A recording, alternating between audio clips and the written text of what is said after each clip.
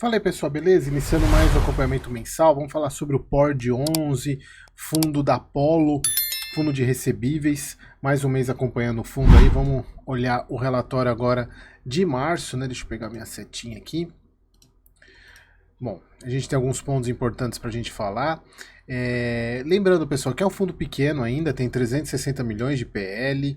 Ele fez desdobramento, então o fundo ainda não está considerando que é o relatório agora de março. Eu até fiz o vídeo do mês passado explicando sobre o desdobramento, foi 1 para 10. Então a gente tem que pegar e dividir os valores por 10 aqui do que a gente está vendo, embora, como vocês já sabem, o patrimônio do fundo não se altera. Então o fundo ele distribuiu 93 centavos por cota, que agora, a distribuição não sei quanto que foi, mas agora vai ser 9 centavos, né? Só a gente dividir por 10. Tem um dividend yield interessantíssimo, se a gente for pegar, tá pagando dividend yield de 13%, tá dando mais de 1% ao mês. E isso equivale a IPCA mais 8, né?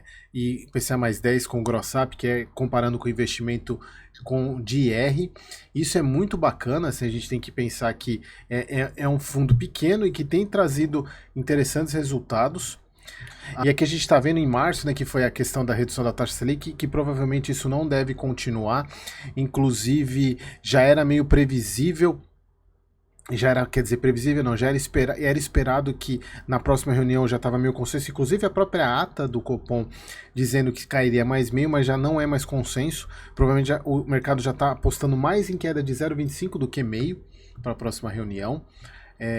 Inclusive até o final do ano já tem previsão acima de 9,5% da Selic, o que vai fazer com que algumas reuniões esse ano ainda não tenha corte.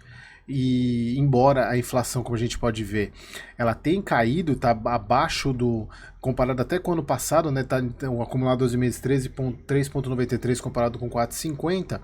A grande questão é a política fiscal do país, que não está andando, refletido inclusive nas próprias NTNBs longas, né, passando de 6, 6,5, 6,2, 6,3% de juros. Obviamente o mercado precificando uma piora do cenário, e até por isso que provavelmente a taxa Selic não deva cair como se espera até o final do ano. Aqui eles colocam que ainda existem alguns fundos descontados e a tendência com essa elevação da taxa de juros longo continuar tendo mais desconto ainda, porque trazendo a valor presente os fundos caem de valor. E com remunerações interessantes, porque para manter o spread em relação, se você tem um fundo que pagava com a taxa de juros, com IPCA, pagando 5%, e ele pagava 8%, dando 3% de spread, e essa taxa de juros sobe para 6%, ele vai continuar pagando esses 3%, então ele vai ter que subir para 9%. E para ele subir para 9%, o preço da cota tem que cair, inevitavelmente. Então eles colocam que ainda tem essa questão de desconto, né? E com remunerações interessantes. Eu acredito que a gente vai ter boas janelas ainda de compra esse ano por causa dessa questão.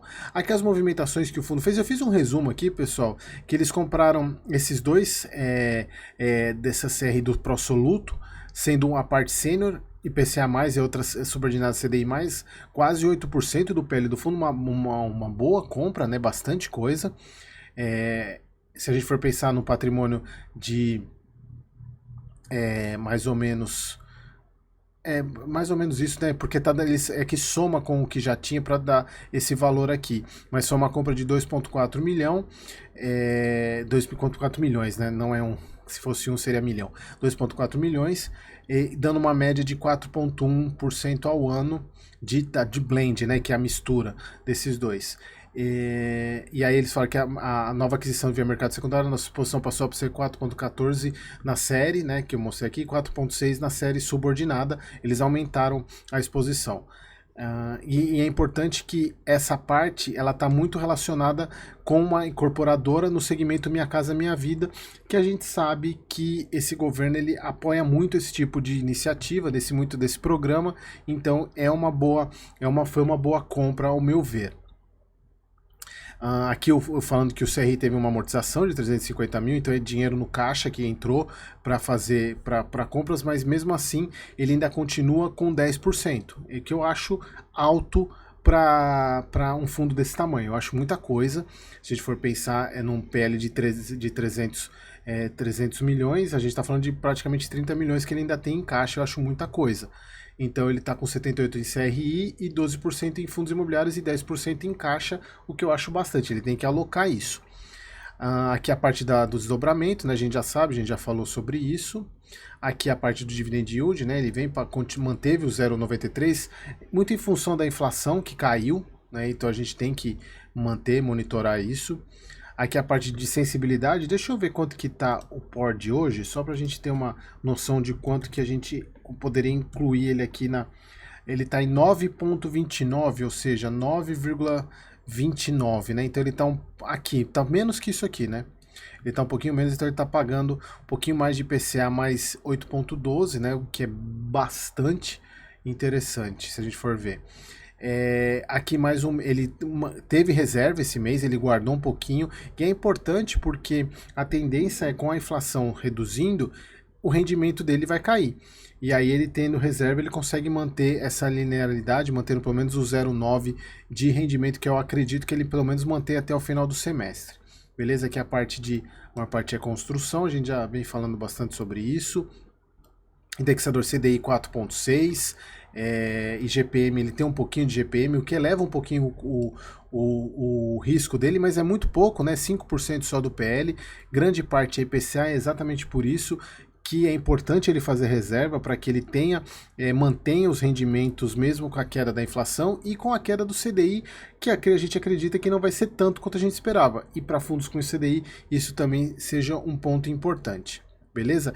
E aqui, pessoal, eu quero trazer mais uma atualização para vocês, que é o grande calcanhar de Aquiles, que é Coteminas, que é esse CRI aqui, Coteminas, que eu acho que o fundo poderia trazer algum descritivo, alguma informação, porque a gente está falando de 7% do PL.